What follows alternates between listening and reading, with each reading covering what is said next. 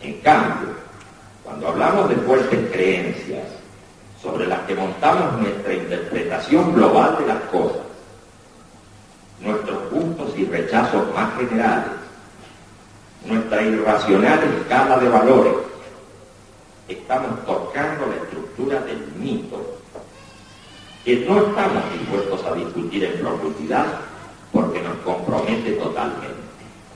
Es más, cuando uno de estos mitos cae, sobreviene una profunda crisis en la que nos sentimos como hojas arrastradas por el viento. Estos mitos privados o colectivos orientan nuestra conducta y de su acción profunda solo podemos advertir ciertas imágenes que nos guían en una determinada dirección.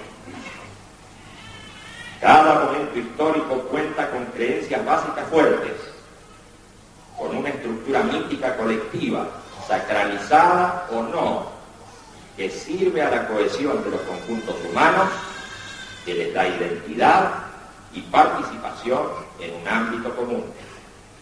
Discutir los mitos básicos de época significa exponerse a una reacción irracional de diferente intensidad conforme sea la potencia de la crítica y el arraigo de la creencia afectada. Pero, lógicamente, las generaciones se suceden y los momentos históricos cambian. Y así, lo que en un tiempo anterior era repelido, comienza a ser aceptado con naturalidad, como si fuera la verdad más plena. Discutir en el momento actual el gran mito del dinero implica suscitar una reacción y pide diálogo.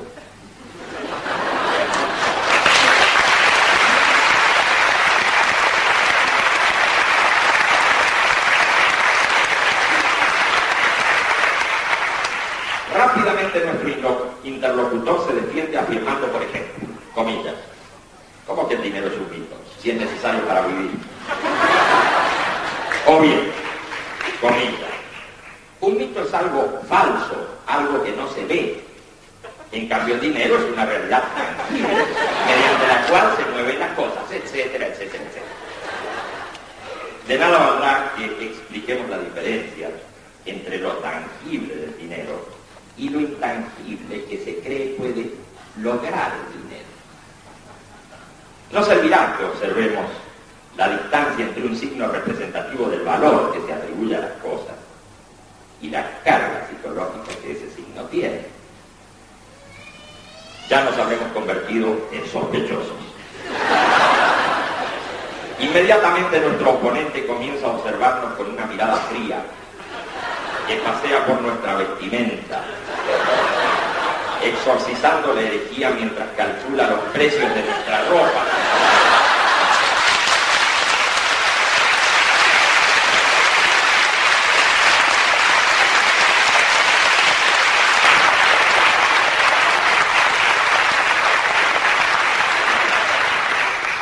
Ropa que indudablemente ha costado dinero.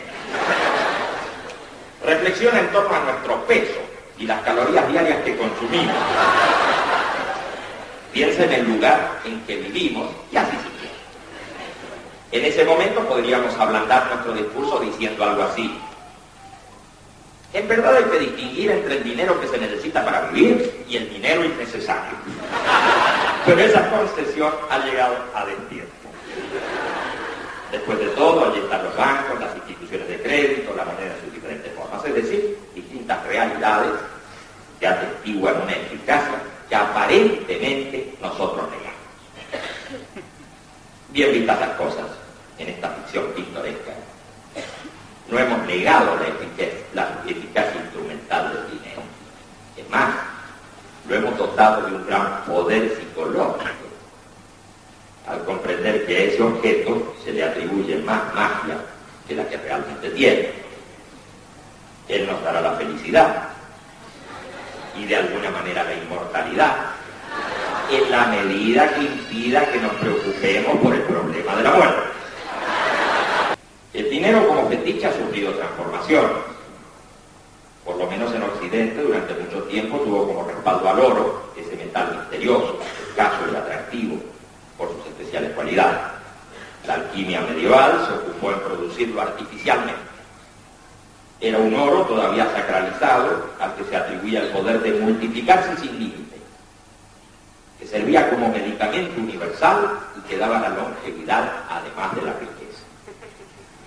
También ese oro movió afanosas búsquedas en las tierras de América. No me refiero solamente a la llamada fiebre del oro que impulsó a aventureros y colonizadores en Estados Unidos. Más bien hablo de El Dorado, que buscaban algunos conquistadores y que también estuvo asociado con mitos menores en la fuente de Juventus. Pero un mito de fuerte arraigo hace girar en torno a su núcleo a los mitos menores. Así, en el ejemplo que nos ocupa, numerosos objetos están nimbados por cargas transferidas del núcleo central. El automóvil, que nos presta utilidad, es también un símbolo del dinero, del estatus, que nos abre las puertas a más dinero. Sobre este particular, Friedrich dice, comillas, basta con visitar el salón anual del automóvil para reconocer una manifestación religiosa profundamente ritualizada.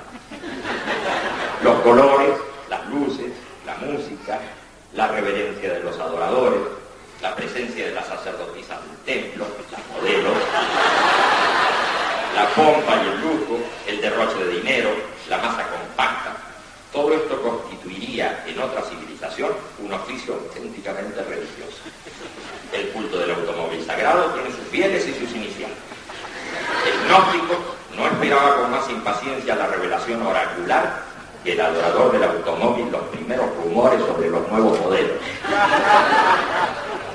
Es en ese momento del ciclo periódico anual cuando los pontífices del culto, los vendedores de automóviles, cobran una importancia nueva al mismo tiempo que una multitud ansiosa espera impacientemente el advenimiento de una nueva forma de salvación. Cierra con ello.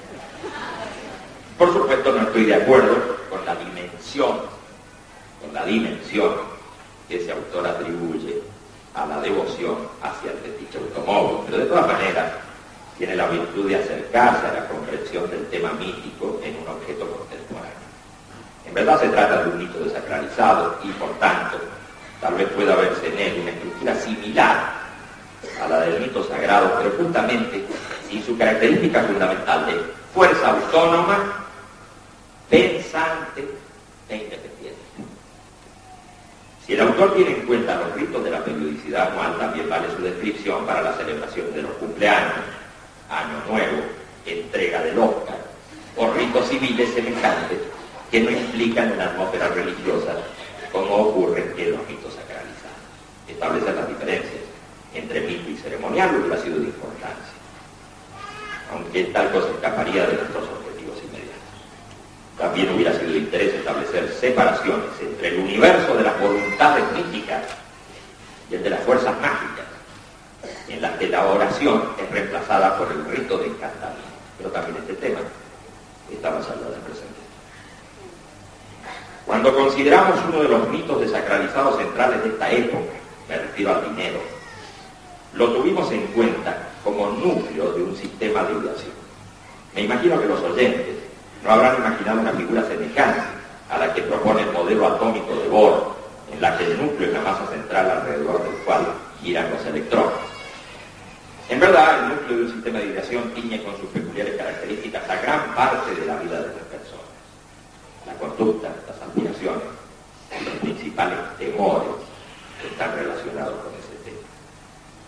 La cosa va más lejos aún. Toda una interpretación del mundo y de los hechos conectan con el núcleo. En nuestro ejemplo, la historia de la humanidad tomará un carácter económico y esta historia se detendrá paradisíacamente cuando cesen los conflictos que disputen la supremacía del dinero. Sea como fuere, las cosas están cambiando a gran velocidad en el mundo de hoy. Y así me parece ver que se ha cerrado un momento histórico y se está abriendo otro. Un momento en el que una nueva escala de valores y una nueva sensibilidad parece asombrosa.